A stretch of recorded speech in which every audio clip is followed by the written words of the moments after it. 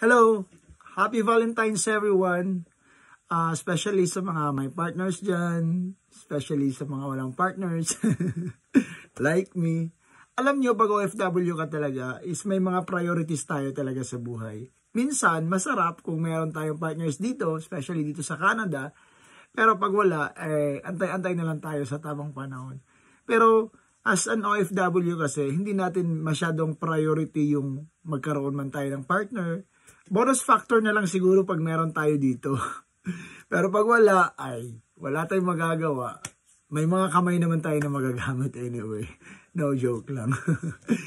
Anyway guys, just wanna say na pag OFW talaga tayo, as nasabi ko na, may mga priorities kasi tayo sa buhay. Like me, may priority ako, pamilya ako sa Pilipinas. So, yung ano talaga dito is yung mindset talaga pag OFW ka is trabaho, bahay, trabaho, and then padala sa Pilipinas, and then mga billings.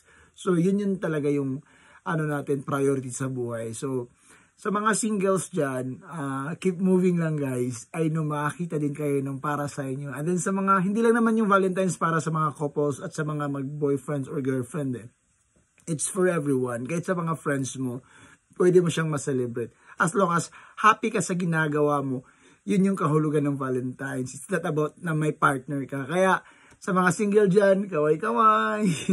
Until next time, bye!